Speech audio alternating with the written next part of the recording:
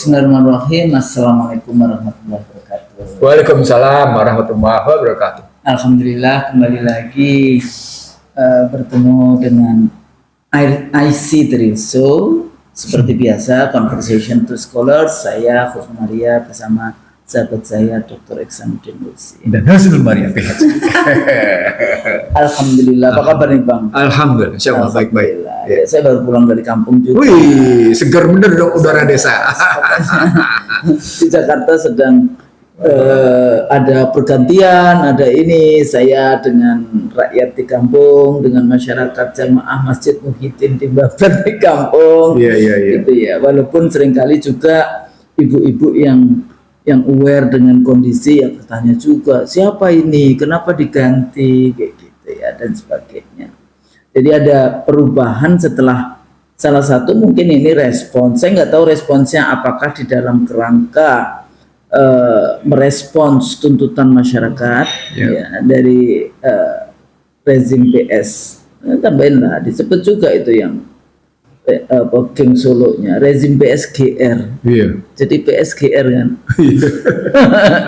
Kalau disingkat itu PSGR gitu ya. GR itu Gibran Raka Buming. kayaknya menarik juga ditulis PSGR di dalam konteks itu. Jadi kalau karena punya makna ganda tuh. maksudnya begitu. Nah, kalau kita lihat di dalam konteks perubahan politik ya, di dalam konteks apakah kemudian kalau kita bahas tentang rekrutmen, yaitu memang di satu sisi kalau saya ditanya ya udah biarin aja, wong itu memang hak presiden, hak prerogatif presiden untuk memilih. Tapi pada saat yang sama memilih pembantu itu juga kita selalu bicara tentang second cabinet. Tapi di dalam konteks ini dengan kekuatan satu-satunya kekuatan political society yang terbesar di Indonesia adalah partai politik, ya sulit kan untuk kemudian mengatakan dengan second cabinet profesional. Tapi ada juga yang menarik, kemarin di kelas misalnya saya tanya, semuanya bicara kenapa kok Sri Mulyani ini diganti, kayak gitu kan, bukankah dengan segala macam persepsi yang dimiliki, dan itu tidak hanya cuma di kelas, di beberapa tempat. Terus saya bertanya balik, emang Sri Mulyani harus jadi menteri seumur hidup? Kan kalau berada di dalam situasi sementara presiden aja cuma 5 tahun bisa diperpanjang 5 tahun, artinya 10 tahun. Tapi posisi Sri Mulyani menjadi menteri keuangan kan sudah sangat panjang sejak reformasi. Ya sebentar berhenti karena dia bekerja di IMF dan di World Bank. Tapi menurut informasi juga prosedur untuk menjadi posisi di IMF dan World Bank itu juga Jatah mendapatkan tanda tangan dari presiden. Ini dulu Megawati langsung yang cerita. Jadi bukan saya dapat dari saya harus tanda tangan. Jatah itu apakah dengan bahasa saya dengan pressure, dengan tekanan internasional. Kalau dalam analisa sistem itu kan ada pressure group, ada interest group, baru diproses, baru kemudian kebijakan keluar. Tapi di dalam konteks ini ada yang kita sebut sebagai international environment. Ya kalau itu teori sistem yang paling mudah dari David Easton dalam konteks itu. Nah, dengan kemarin dengan isu kekuatan politik di Indonesia hari ini itu siapa? Siapa sih kekuatan ini? Jadi kalau political society-nya partai politik, kemudian kekuatan yang pegang senjata ada polisi, ada Polri, ada TNI, ada BIN. Tapi Polri ini punya kekuatan yang luar biasa karena dia punya senjata dan dia punya KUHP, buku di dalam konteks itu. Nah, dengan apa yang terjadi dengan demonstrasi mahasiswa sendiri juga kalau saya tanya gitu, apa tuntutan kayak gitu ya di dalam konteks itu. Sebetulnya kan ini antara keinginan ya, jadi kalau kita lihat persoalannya itu kan bukan persoalan kuya-kuya, bukan persoalan dia lead the fire-nya ya, jadi lead the fire. Tapi persoalannya kan ada banyak persoalan bangsa yang multidimensi di semua lini. Rezim ini carry over, jadi membawa 10 tahun terakhir kerusakan atau selama reformasi gitu ya. Jadi kalau SBY beberapa hasil dari produk dari the legal and political rule of the game kayak gitu ya, yang undang-undangnya mengarah kepada industri kapitalisme kayak gitu yang seperti itu. Nah, bahasan saya biasanya kalau membahas tentang leadershipnya PSGR ini ya mulai dari bagaimana mereka kemarin dalam konteks pemilunya Meraih kemenangan. meraih kemenangan dan menduduki kekuasaan di dalam konteks itu. Itu juga harus, jangan kemudian oh iya udah lewat ini, enggak, harus bisa. diingatkan terus kayak Iya, gitu betul. ya. Bukan boleh memaafkan tapi jangan dilupakan Iya. kayak gitu ya. Anda boleh memaafkan, Forget but not forget. forgive but not forget, Forget, iya. kayak gitu ya. Kenapa? Allah saja juga memaafkan kalau Betul. kita Mengampuni bahkan. mengampuni. Nah, jadi dalam rentetan persoalan itu kemudian muncul demonstrasi. Dulu kan ada keinginan para purnawirawan TNI yang kemudian meminta DPR untuk impeachment wakil presiden.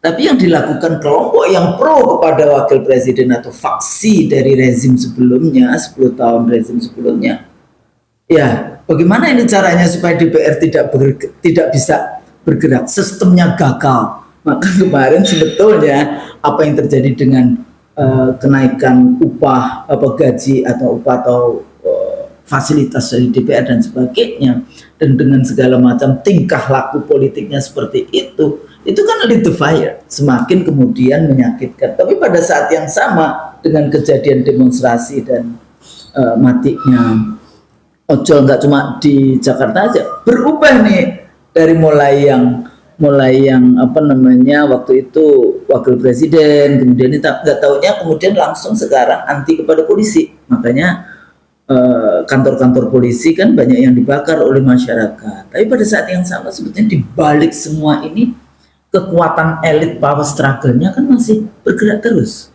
Siapa yang menguasai sumber dayanya? Siapa yang menguasai uang cash di Indonesia yang bisa kemudian dipakai untuk sesuatu yang lainnya?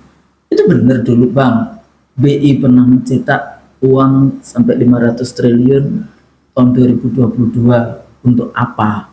Siapa yang ini distribution of ininya, of resources itu kemana arahnya dan sebagainya. Nah, melihat kondisi kepolitikan dan kemudian ekonomi dijadikan isu yang utama ya, waktu itu kan pajak mau dinaikkan, kemudian apa isu-isu yang ada, maka Sri Mulyani juga menjadi target. Makanya kenapa ini bergabung gitu loh antara power struggle antar elit, kemudian kekecewaan masyarakat, dan kemudian menyatu. Sehingga respons apakah sudah tepat respons dari PS melakukan reshuffle. Waktu itu kan yang diinginkan kan Kapolri yang diganti. Ya kan, Kapolri yang diganti, tapi tidak terjadi. Nah, waktu di video sebelumnya kita bahas tentang apakah ini dalam kerangka perjanjian 13 Oktober atau. Nah, sekarang setelah diganti, apakah ini ada perubahan di dalam konteks paradigma, misalnya Menteri Keuangan kayak gitu ya, dengan segala macam persoalan yang kita lihat gitu ya, statement-statement, kemudian penggelontoran 200 triliun uang BI ke berapa? 6 bank, 5 bank BUMN, katanya ini di dalam kerangka di situ. Tapi kalau dilihat kok bank juga, kok ininya seperti ini, kebijakan seperti itu. Walaupun saya waktu ditanya ya wait and see, apakah ada yang baru nantinya, atau sebetulnya kita sudah bisa membaca bahwa ini adalah tidak jauh dari ideologi sebelumnya, liberal dan neoliberalisme yang masih terus menerus. Nah, dan ini sebetulnya kan ini sebetulnya panjang posisi kalau kita bahas tentang bagaimana sih ekonomi dibangun di Indonesia kayak gitu ya. Dari kalau dulu kita masih ingat awal Orde Baru ada kelompok yang kita sebut sebagai kelompok mafia Berkeley misalnya yang kayak gitu kan. Yang ini kan bagaimana mereka bisa, Indonesia waktu itu bisa utang ke World Bank dan sebagainya karena memang katanya tokoh-tokoh ini dulu waktu kuliah di Berkeley ya, saya beberapa kali ke UC Berkeley kayak gitu ya. Jadi kalau ke sana itu selalu uklak ya di San Francisco ya seperti itu kita selalu melihat lah ini gimana dari bangunan mau nggak mau kita juga bahas di dalam konteks pembangunan ekonomi keuangan Indonesia waktu itu kan pengaruh dari Sumitro misalnya dalam konteks dia kan mengajarkan kepada Soeharto waktu ikut Seskuap kayak gitu kan di Bandung di dalam konteks itu. Tapi kemudian juga murid-muridnya dari Wijoyo, Emil Salim, Sadli, Ali Wardana, Sumarlin, Doro Jatun, ini semua tokoh-tokoh FUI. Makanya seringkali kita sebut kadang-kadang kalau saya sebetulnya yang merusak ini juga dari UI juga ya. UI bang. Iya tahu. Ya Anda dari UI, saya dari UI. Saya dosen UI kayak gitu. Tapi Kemarin rektornya diteriakin. iya, tapi itu juga enggak ini karena rektor. Makanya saya selalu mengatakan di UI itu ya mahasiswa jalan sendiri, nggak Iya. pakai dosen, nggak pakai rektor bisa. Jalan, jadi Dosennya jalan sendiri, Iya. nggak pakai rektor, nggak pakai dekan, nggak pakai mahasiswa bisa. rektornya jalan sendiri. Rektornya jalan sendiri, nggak pakai semuanya itu bisa. MWA-nya. Sekarang ditambah lagi MWA. MWA, ketuanya jalan sendiri kayak gitu, ketuanya yang ketua PBNU Iya. hari ini. Jadi Maka muncullah Frederick Brokowitz. makanya terus kemarin juga yang di FIP itu. Jadi ini di satu sisi dia bisa mengatakan bahwa I trust scholars kayak gitu ya.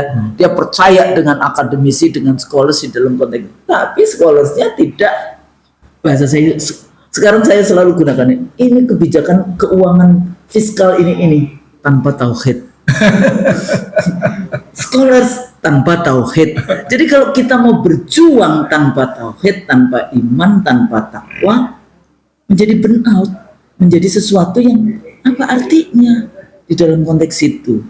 Ya, kecuali kemudian Anda dengan materialisme dan kemudian gaya-gaya flexing kayak gitu ya, akhirnya kan menjadi persoalan tersendiri juga.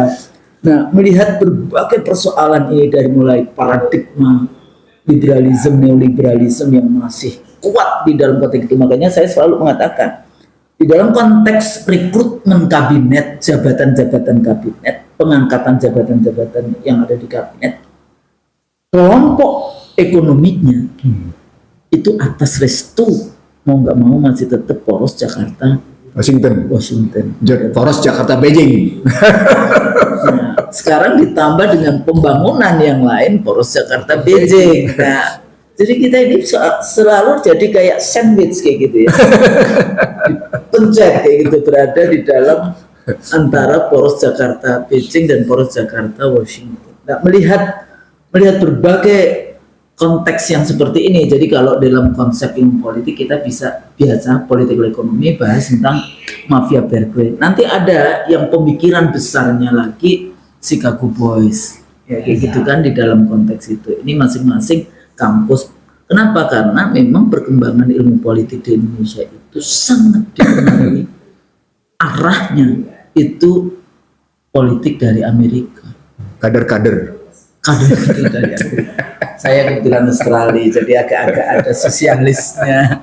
Kalau saya nasionalis, gitu. Karena saya sekali dalam negeri semua. Nah, pendidikan sedikit di luar tadi sudah. Nah, tadi saya katakan juga sebetulnya di satu sisi ada kelompok kekuatan yang besar, tapi juga ada kelompok yang lain kayak Profesor Sri Edi Swasono misalnya yang dengan menantu dari Bung Hatta, jadi dengan konsep-konsep yang ekonomi satu tapi dari banyakan lulusan Amerika Indonesia cuma satu. Bagaimana mau bergerak dan ya harus keluar, makanya ekonomi masukkan ke ilmu sosial sehingga dia punya paradigma lain. Lah memang bagian dari ilmu sosial. Nggak mau dia. Nggak mau. Padahal ekonomi itu bagian dari ilmu sosial. Terus yang kedua lagi Bang, secara ekonomi politik ya kan kita juga mengajarkan, kebetulan saya juga mengajar itu di FISIP gitu ya, di ilmu politik. Seringkali kemudian di dalam konteks kita, kalau saya diskusi dengan Bang Mursi di IC Terinsu, kemudian kita juga bahas yang bagaimana paradigma-paradigma lain. Nah, anak-anak kita sekarang ini juga berpikir bahwa semua ya sudah ekonometriksnya yang menjadi independent variable di dalam konteks melihat semuanya. Jadi apa kemarin itu saham Indeks harga saham gabungan. Lah yang kayak gitu-gitu, terus yang kayak gitu-gitulah. Tapi saya bilang, coba kamu cek ya untuk melihat kebijakan itu melihat bagaimana negara, bagaimana kekuasaan itu di-abuse, bagaimana kebijakan politiknya itu diambil pro rakyat atau pro bandar, ya. Kemudian bagaimana proses pengambilan keputusan itu diambil, dan terakhir distribution of resources. Jadi kalau fiskal misalnya, kebijakan fiskal ini kemana kayak gitu arah dari kebijakan-kebijakan yang ada. Jadi melihat berbagai persoalan yang muncul hari ini, apakah obat memberikan reshuffle itu sebagai satu obat untuk memperbaiki kondisi bangsa, atau sebetulnya ya kita berjalan di tempat karena cara pandangnya, pendekatannya tidak ada yang revolusioner. Revolusioner ya. Menarik. Menarik sekali Itu kan berubah secara cepat gitu loh, dari paradigma neoliberal ke paradigma nasionalis kayak gitu. Kayak Trump gitu ya. Oh kan Trump berubah. Trump punya MAGA, Make American Great Again. What we have in Indonesia. MIGA. Apa itu? Make Indonesia Great Again. Oh ya, MIGA. Make Indonesia Great Again. Okay. How? Itu kalau How to get there? itu kalau niru. Iya. Oke. Kita juga punya konsep sendiri. Ya Kalau katanya kita Indonesia melihat hebat.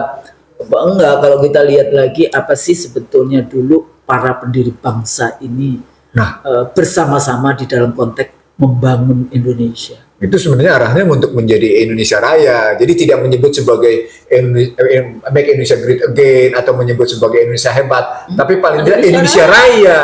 Pengertian Indonesia Raya itu masuk ke semua lini. Nah, itu yang mesti dipahami. Itu jadi kembali kepada apa yang kita miliki dan yang dulu sudah diletakkan fondasinya oleh para pendiri bangsa. Iya, betul. Nah, kita diskusikan ini dalam konteks itu. Saya ingin melihat, sebenarnya ini kita pernah ngomongin khusus sekitar beberapa tahun lalu, bahwa rekrutmen itu dimulai dengan selection. Ya. Jadi diseleksi satu-satu baru direkrut gitu. Dalam manajemen strategik sebenarnya itu langkah kelima. Langkah pertama ada visi misi. Ada visi, ada misi.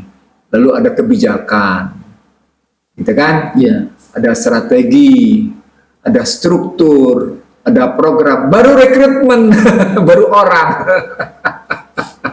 Jadi kalau nah sekarang persoalan besarnya menjadi begini pertanyaannya, yang mau dibangun oleh Kabinet Merah Putih gitu ya, yang mau dibangun oleh Kabinet Merah Putih ini dengan nguruntun seperti itu Pak, enggak?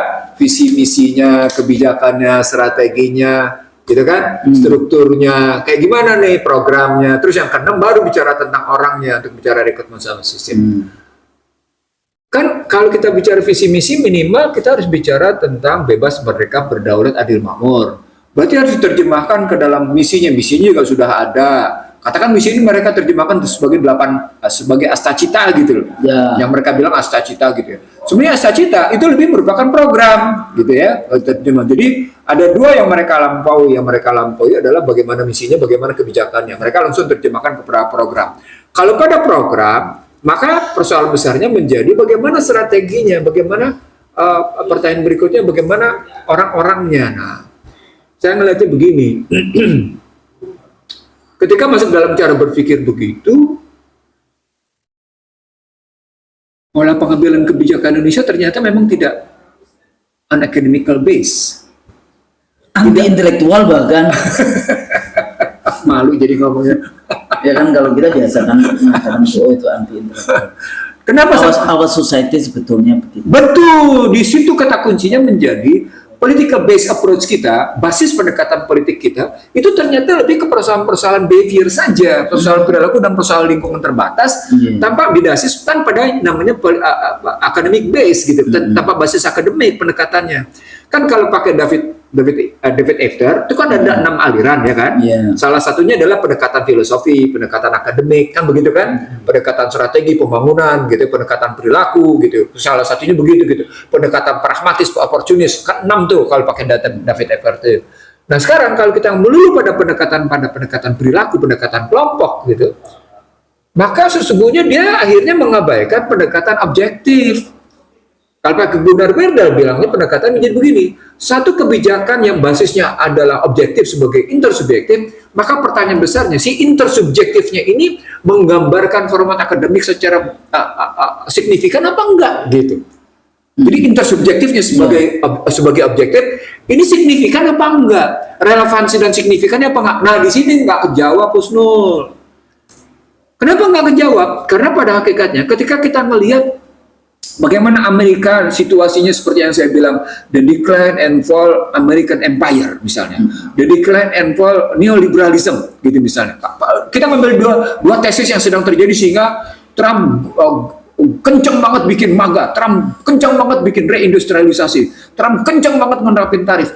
Itu kan gambaran bahwa ada problematik dalam neoliberalisme yang dibangun sejak yang namanya Reagan Thatcher. Ya. Bahkan kalau mundur ke belakang sejak mereka melakukan deindustrialisasi di tahun 80-an. Kalau formatnya begitu, maka pertanyaan besarnya, kenapa kita bertahan? Kenapa kita bertahan pada kebijakan dan strategi seperti itu?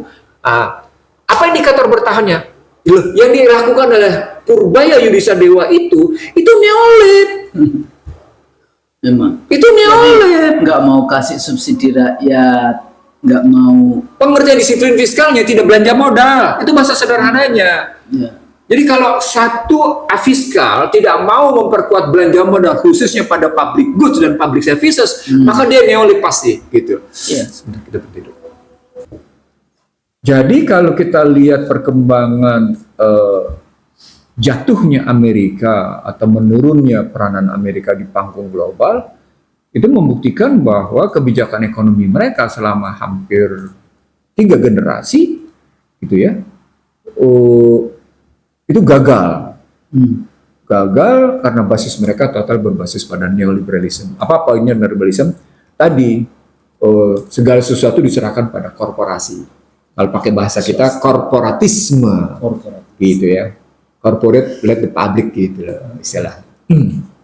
Nah, kalau melihat 200 triliun yang diturunkan oleh Menteri Keuangan baru dengan menggunakan SAL, paling tidak ada ketentuan yang dihadapkan di sini.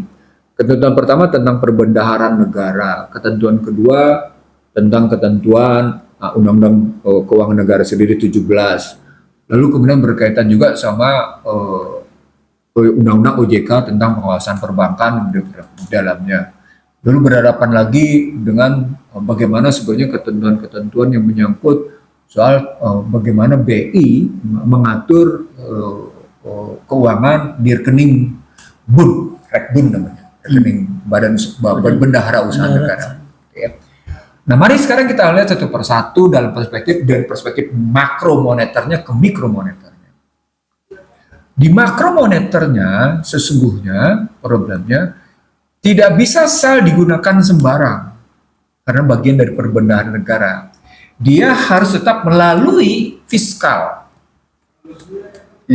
Policy fiskalnya. Policy fiskal. It's not a part of the monetary authority. Jadi bukan bagian dari otoritas moneter. Ini otoritas fiskal. Nah, ketika Anda pindahkan dari otoritas fiskal ke otoritas moneter, dari persoalan fiskal ke persoalan moneter, maka Anda harus melihat perbendaharaan negara mengaturnya seperti apa.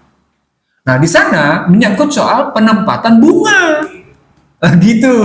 Apalagi pakai plus BI rate plus 3% misalnya.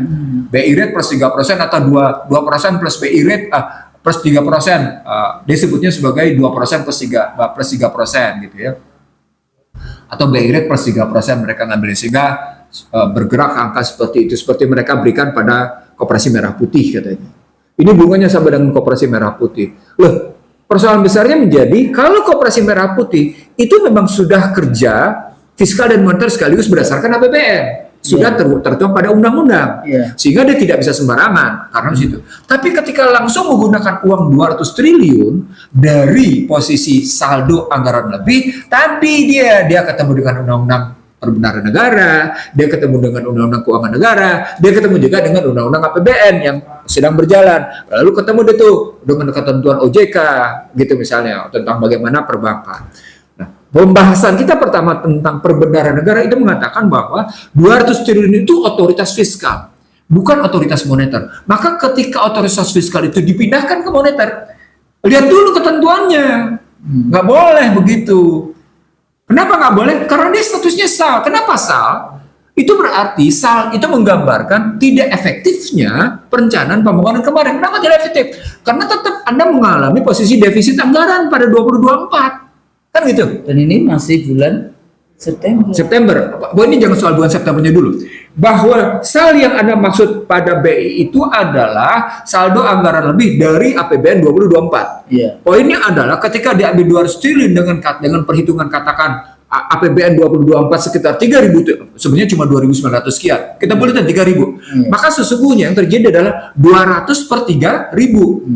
Kan gitu, 200 per 3.000, artinya 20 per 30, ke 20 per 30 kali 100%, kan kita tahu akhirnya jatuhnya sekitar 6,6%. Artinya efektivitas anggaran kemarin cuma 93,3%. Tapi 93,3% itu basisnya sebagian utang. Ya. Artinya kan kelemahan perencanaan. Padahal kalau kita mau memperbaiki yang disebutkan kekuatan dan ketahanan fiskal, saya ulang, kekuatan ketahanan fiskal, dia tidak boleh berbasis pada utang, karena dia harus berbasis pada kekuatan sendiri. Di situ ketemu tuh yang namanya fiscal resiliency, fiscal resiliency, tingkat kepegasan. Resilience itu kan kepegasan. Tingkat kepegasan fiskal menghadapi gejolak itu yang sesungguhnya tidak boleh disandarkan pada utang. Jadi ketika penggunaan SAL dengan akibat sebagai utang, maka kemarin utang yang kemarin tidak efektif. Gitu loh. Karena menarik utang. Padahal pada saat yang sama, Anda sudah punya beban utang untuk membayar itu sekitar 800 sampai dengan 1.000 triliun. Dia sangat confidence. Soalnya bukan soal confidence-nya. Soalnya adalah bagaimana saya ingin mengatakan gini. Enggak, dengan basis apa dia mengatakan bayar 1.300 triliun untuk utang? Itu kecil, korupsi 3.000 triliun aja bisa. Kalau dia confidence dengan kata-kata kayak gitu, kenapa kemudian dia mesti meringis-ringis kepada posisi ruang fiskal itu sempit? Ruang fiskal sempit kok gimana?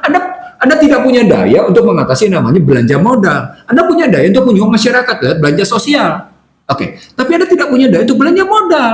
Apalagi kemudian Anda mau memberikan, Anda menggelontori, istilah Betawi bilang, ngegrojokin likuiditas lewat perbankan, gitu ya, lewat perbankan. Itu poinnya adalah modelnya model neoliberal, makronya neoliberal, mikronya neoliberal. Riba. Dia mengatakan itu nanti untuk koperasi. Berarti koperasinya utang di bank. Nah, disitulah problemnya mainnya. Jadi kalau Jepang, SUS dan negara lain cuma bicara 0,1%, bahkan 0% gitu, itu kan artinya menggambarkan bahwa uang itu memang tidak perlu dibebani dengan macam bunga kayak gitu. Tapi itu lupakan. Saya cuma ingin mengatakan begini. Pergeseran dari otoritas fiskal ke otoritas moneter paling tidak akhirnya berhadapan dengan 4C. Apa itu? C pertama, kondisi ekonominya kayak gimana? Condition. Yang kedua, kolateralnya kayak apa? Conditionnya kayak apa? Kolateralnya kayak gimana? Yang ketiga, capacity to pay-nya kayak gimana? Yang keempat, karakternya kayak apa? Itu rumus umum perbankan. Jadi kalau perbankan mau menyalurkan itu 4C ini nggak boleh tinggalin. Iksan di Indonesia menambahkan 2. Bagaimana konsepnya? Bagaimana konteksnya? Untuk menjawab condition. Untuk menjawab kondisi ekonomi. Kan dalam konteks kalau model itu kebijakan yang kayak koperasi, itu artinya kan masif. Jadi kalau ngambil 200 triliun dengan modal kayak gitu untuk UMKM dan koperasi, sementara perbankan kemarin tidak kesulitan likuiditas, tidak punya masalah kredit macet, modal masih tinggi karena jumlahnya 25,88, sementara dana pihak ketiga juga cukup, pertumbuhan kredit masih berjalan, walaupun statusnya hanya untuk kelompok besar, maka perbankan sesungguhnya sedang mengalami posisi pro-cyclical. Dia ngikutin posisi yang melambat. Dia nggak mungkin mengcounter posisi yang melambat tersendat, nggak mungkin. Kalau ditambahin berapa? 200 triliun. Nah, ketika dimasukin ada 40 triliun per bank itu. Jadi kalau dimasukin katakan 200 triliun dalam rangka mengubah pro-cyclical menjadi counter-cyclical, counter-cyclical itu harus memenuhi 4C dengan 2C. Nah, konteks itu menunjukkan bahwa perbankan tetap tunduk pada namanya industrial regulated. Bagaimana sebuah industri betul-betul diatur sedemikian rupa sehingga dia tidak menyalahi tentang kebijakan-kebijakannya di dalamnya. Di situ yang disebut dengan dalam bahasa moneternya, bagaimana mikroprudensialnya ketemu dengan makroprudensialnya, bagaimana makroprudensialnya ketemu dengan mikroprudensialnya. Apa sebetulnya ini di dalam rangka kayak membeli, jadi kayak memberikan apa namanya kayak stake carrot and stick, membeli yang namanya ini loh ada menteri baru, kemudian memberikan satu kebijakan baru yang sepertinya it seems itu pro kepada kelompok bawah kayak gitu ya. Nah, mekanismenya tidak melalui perbankan. Harusnya kan ya APBN. Di APBN, makanya fiskal ke fiskal. Nah, di situ ketemu bauran kebijakan namanya. Bauran kebijakannya adalah kalau situasi sekarang memang yang namanya moneter harus ekspansif. Tapi fiskal ekspansif juga. Dibatasi supaya tidak terlampau inflasi kalau pakai teori berpikir baratnya nih. Berpikir baratnya begitu ya. Nanti cara berpikir Islam lain lagi. Jadi kita masih ngikutin cara berpikir barat. Situasi sekarang untuk mengatasi tersendat melambat, istilah yang dinurusi sejak yang namanya November 2024 di Maret 24 diulang dan kemudian beberapa tempat diulang, maka caranya adalah memang fiskal dan moneter melakukan ekspansi. Kata kunci fiskal ekspansi adalah, kata kunci pertama, kurangi dulu beban pajak masyarakat. Iya itu. Kurangi dulu beban pajak masyarakat dong. Enggak, maksudnya tapi justru karena konsep yang tadi, konsep dengan paradigma liberal dan neolib itu memang pajak itu menjadi bagian penting sehingga dia disitulah ketika dia bilang, oh kalau pajak dikurangin pada masyarakat, pendapatan kita juga menurun. Kata kunci baliknya, Anda katanya negara kaya, kenapa kemudian orang-orang kaya itu basis sumber daya alam Anda tidak lihat? Kan gitu melihatnya, proporsional dong melihatnya. Proporsional dong melihatnya. Dan artinya sesungguhnya ketika kita berpikir tentang perpajakan, tentang fiskal, maka dia harus kita lihat yang disebut dengan bagaimana merestrukturisasi aset potensial dan aset real pada bangsa ini, pada negara ini, sehingga dia memberi kontribusi besar pada APBN gitu dong. Jadi ngelihatnya konsep saya nih sejak 2019 gitu ya, yang saya sampaikan kepada sekarang pihak-pihak ini adalah restrukturisasi aset memang.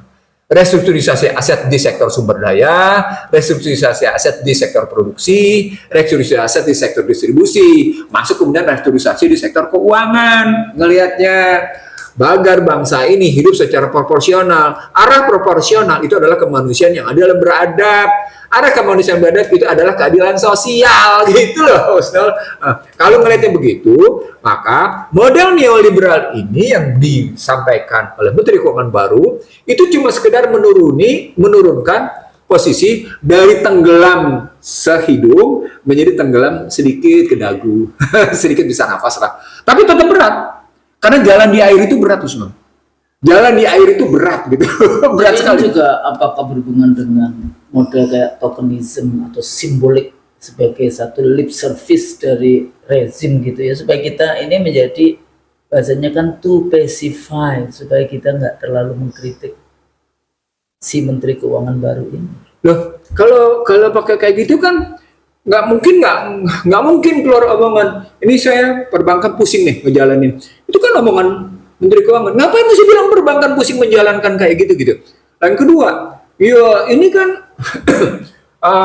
kecenderungannya begini. Nah, di sini menarik di sini, Husnul. Ketika bicara kecenderungan dengan basis angka yang Husnul juga tadi bilang, saya angka itu cuma sebagian dari kecenderungan. Iya, muncul lagi perilaku pendekatannya. Yang ketiga muncul lagi campuran antara pendekatan statistik angka, pendekatan perilaku kata-kata, dan pendekatan campuran.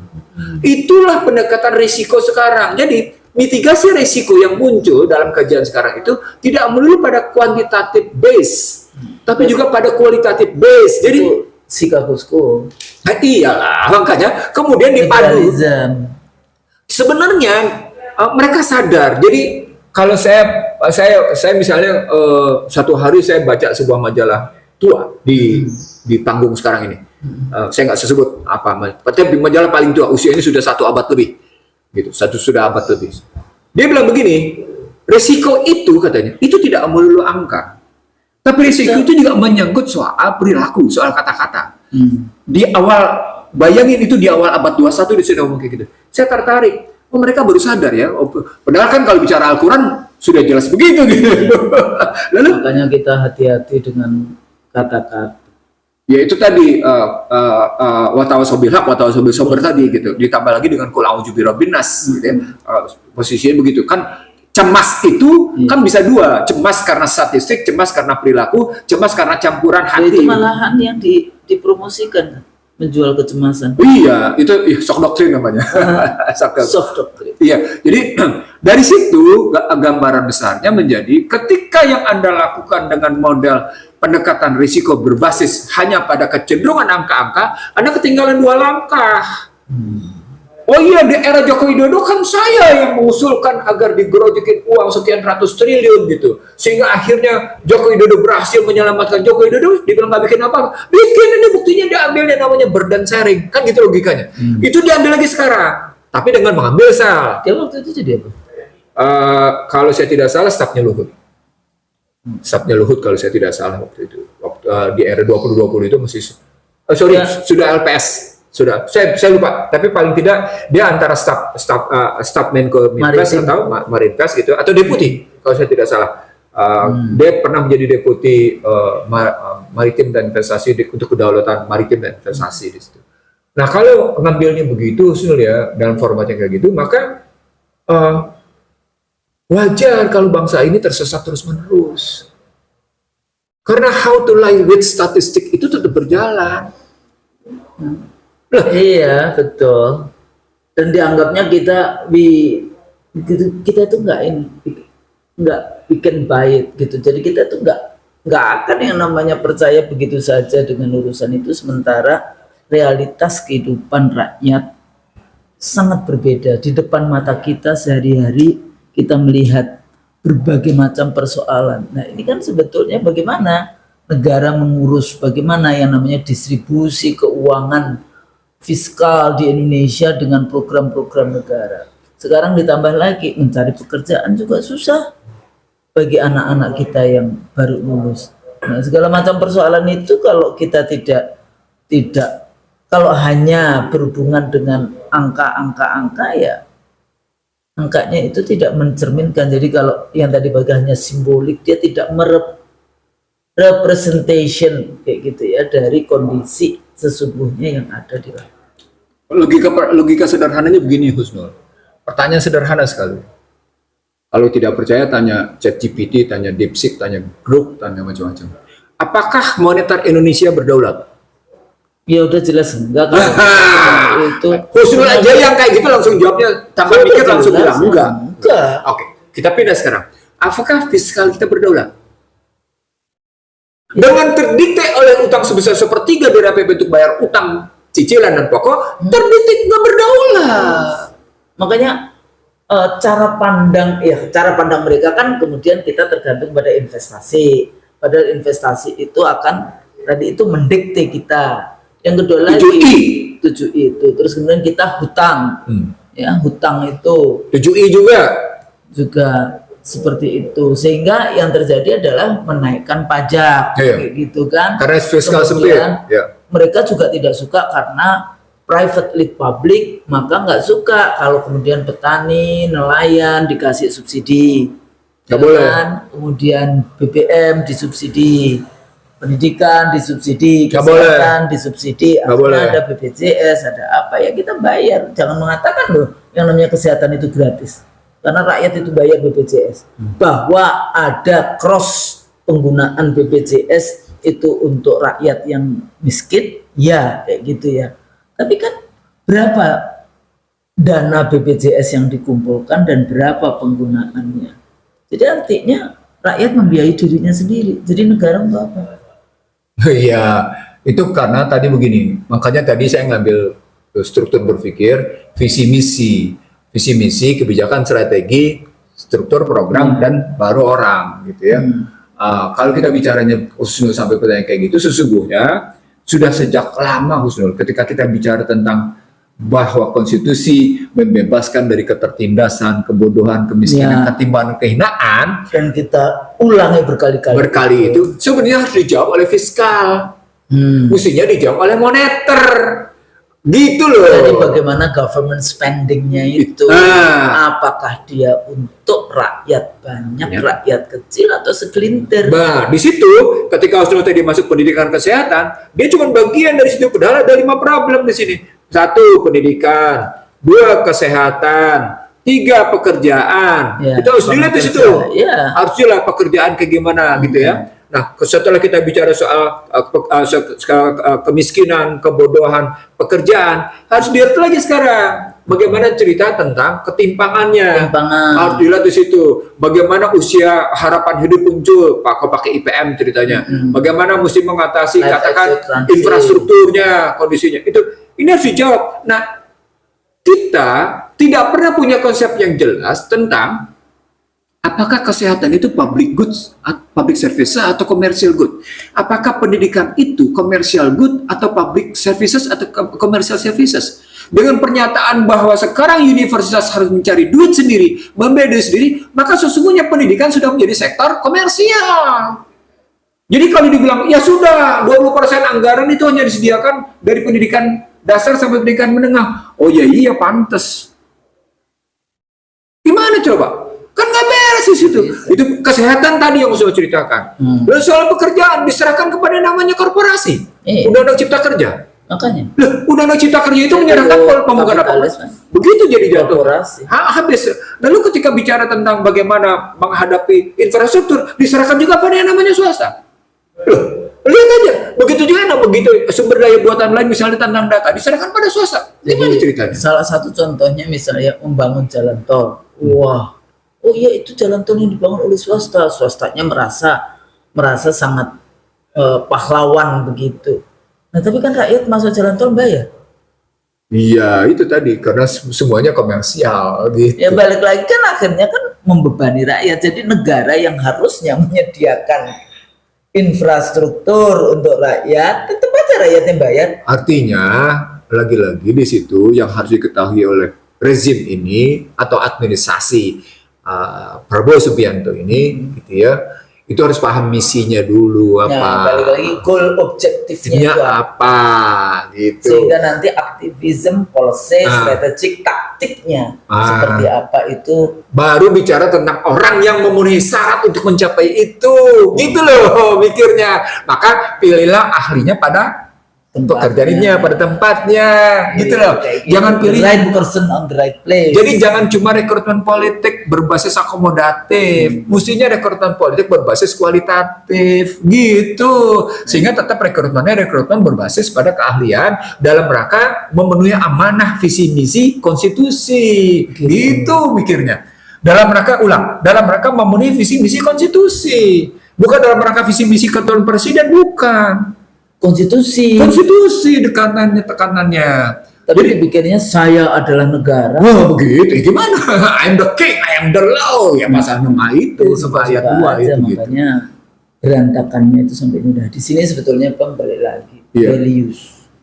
Oh iya tadi, secara value. Ini persoalan visinya tadi, visi misi itu, value itu. Sepertinya kita kehilangan di sana. Bukan kehilangan, memang sudah dihianati kan? Jadi sudah dihianati dengan Undang-Undang Dasar 2002 berkuasa tanpa value atau berkuasa tanpa tauhid. Kalau saya suka sekarang saya gunakan yang terminologi yang kayak gitu. Padahal kan no substitute of taqwa, no substitute of tauhid di dalam no conversion. Nggak ada kayak gitu ya di dalam konteks itu. Jadi jangan hanya cuma simbolik lip service. Dulu kan ada yang di mahasiswa UI kan menyebut the king of lip service untuk presiden sebelumnya itulah. Itu ditunjukkan dengan kebijakan-kebijakan. Nah, kenapa ini sangat penting? Karena mereka lah yang jadi bendahara negara kita. Gitu kan? Dialah yang memegang yang namanya kekuasaan resources Indonesia itu digunakan apakah untuk keadilan sosial bagi seluruh rakyat Indonesia atau hanya segelintir kroni-kroninya saja. Nah, ini kan menjadi persoalan sehingga biasanya kan kalau terminologinya pengurus Gini rasio ya ketimpangan. Dalam konteks itu kita terjemahkan yang mudah difahami oleh terutama oleh pemeriksa ICT. Itu karena finansialisasi pendekatannya. Makanya tetap saya bilang ini neolit, nggak bakal bergeser. Makanya, tapi bisa juga bagi mereka, bagi para pendukung, misalnya Sri Mulyani, nah statementnya si Purbaya Yudi Sadewa ini mengatakan, tenang aja, saya juga bagian dari itu. Symbolically, I'm also the neoliberal, kayak gitu. Ini loh langsung kemudian quick win-nya dia kasih yang namanya kebijakan yang tadi itu, penggelontoran dana 200 triliun untuk, ya dengan cara dia mengatakan untuk koperasi tapi lewat bank, tapi dia mengambil dana yang bukan APBN ya di dalam konteks itu. APBN itu saldo. Oh iya, saldo anggaran lebih dari 24. Saldo anggaran lebih yang seperti itu. Emang kita punya berapa sih saldonya? Iya, saya nggak tahu Pak, yang pasti ada sebetulnya kan ada. Jadi kalau tadi conversation kita, pembicaraan kita bahas apakah dia melanggar regulasi. Tapi di atas itu apa dia sebetulnya secara memenuhi konstitusi. Nah, kok bareng sih? Itu gimana itu konstitusinya? Ya itu tadi, makanya struktur berpikir kita tadi visi. Tadi masih ngomong the legal and political rule of the game pada refer regulasi undang-undang. Tapi di atas itu kan ada konstitusi. Silakan jawab. Kita sudah ngejelasin bahwa sesungguhnya harus dalam rangka tadi. Jadi so what kita yang as a non parliamentary kita oposisi bahwa enggak academic atau scholars yang sangat concern dengan isu-isu seperti ini. What can I do? What can we do? Ya kita ngingetin soal visi misi dan yang disampaikan itu nggak boleh. Nggak bisa keluar. Anda pegang di visi misi untuk menunjuk bahwa sumpah jabatan yang Anda ambil itu Anda lakukan. Kalau tidak, Anda tidak bisa mempertanggungjawabkan sumpah jabatan itu, gitu loh. Karena dia pegang sumpah jabatan. Presiden dan para menteri itu kan pegang sumpah jabatan.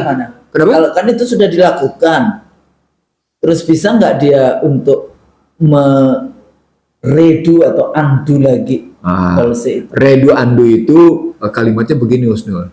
Yang 200 triliun itu saja masih ada lack of time, masih ada jeda waktu.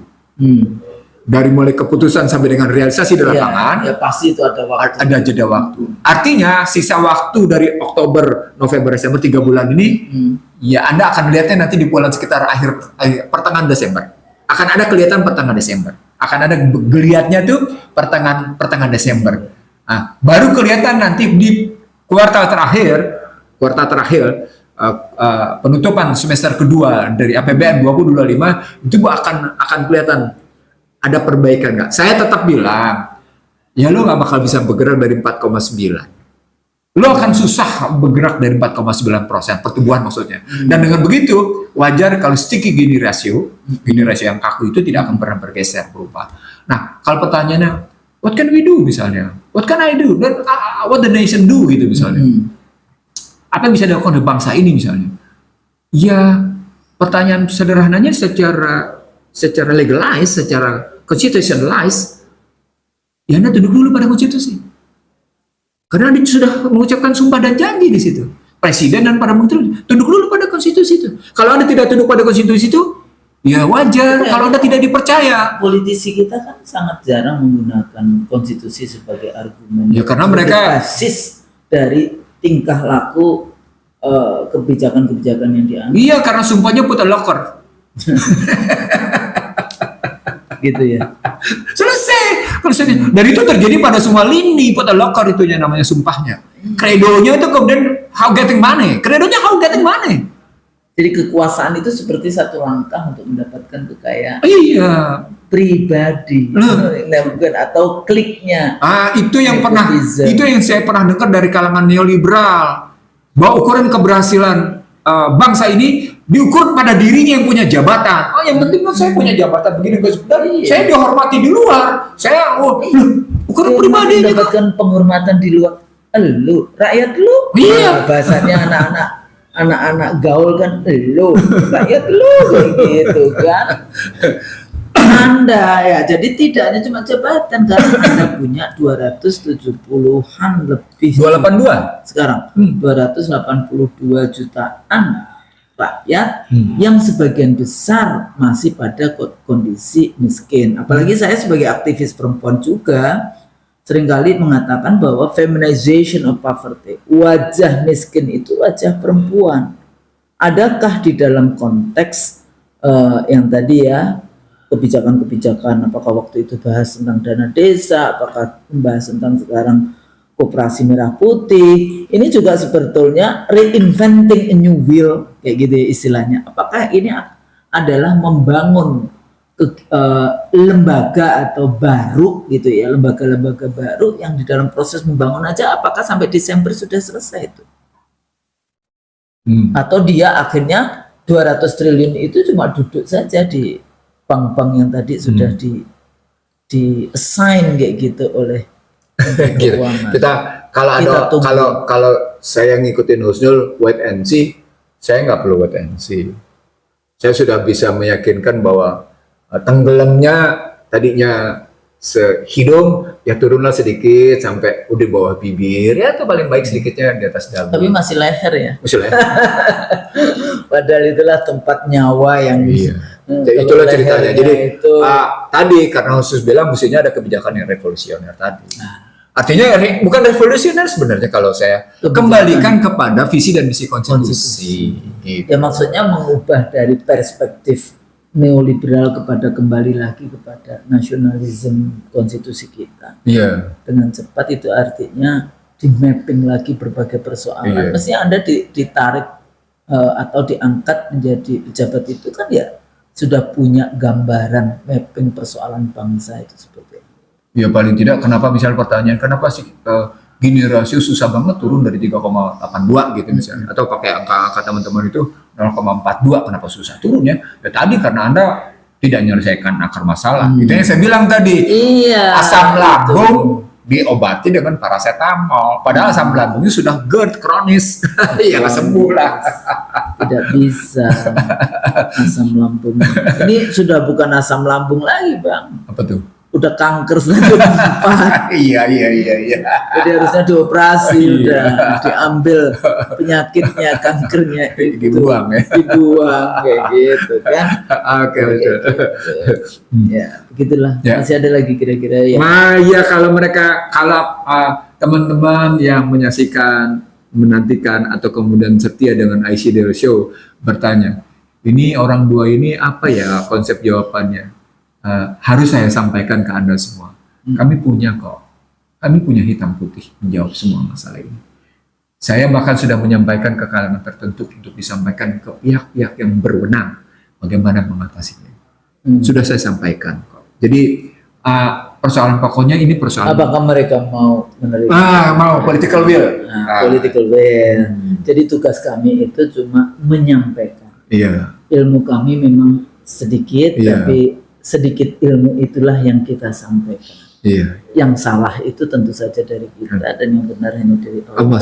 Gitu. Karena ini tanggung jawab kita sebagai seorang scholar, akademisi, dan sedikit diberi Allah ilmu. Amin. Itulah yang kita sampaikan. Amin. Bahwa di beberapa tempat kita menyampaikan seperti sedikit ya kayak permen-permen yang kayak gitu. Makanya saya kadang-kadang kalau ini, kok begini ya. Kalau Anda mendengarkan Bang Nursi bicara 15 menit di TV, ya tentu saja berbeda dengan mengikuti sudah 150 video, 100 berapa sekarang, 90 video, saya lupa, nggak melihat jumlah yang sudah ada. Dari awal nanti ketemu kayak gitu, atau balik lagi, pergilah ke kampus-kampus, mari kita duduk bareng dan bicara, kan kayak gitu. Atau enggak, Bang Nursi di paling tidak baca buku saya yang 7 buku terakhir. Dari Selamat Datang di Amburadul, Selamat Datang di Negeri Amburadul, Kita Belum Merdeka, lalu kemudian Ekonomi Konstitusi, lalu Mia Jilid 1 Jilid 2, lalu kemudian Bangsa Terbelah, terakhir Prahara Bangsa. Di situ kelihatan. Di situ sesungguhnya sudah tersodorkan maunya gimana. Cuma terakhir memang terus terang di 2019 saya menyampaikan hitam atas putih desainnya yang disebut sebagai rumah harkat martabat bangsa. Gitu. Rumah harkat martabat bangsa. Itu basisnya semuanya adalah pelaksanaan visi dan misi konstitusi. Gitu. Tapi tanpa pasal 33 ayat 4 ya. Iya. Oh iya. Ya, kembali ke Undang-Undang Dasar Iya. yang asli. Iya. Saya pikir itu. Iya. Mudah-mudahan bermanfaat. Kalau kami salah, kami mohon maaf. Iya. Sampai bertemu lagi di program IC dari berikutnya. Assalamualaikum warahmatullahi wabarakatuh. Waalaikumsalam warahmatullahi wabarakatuh.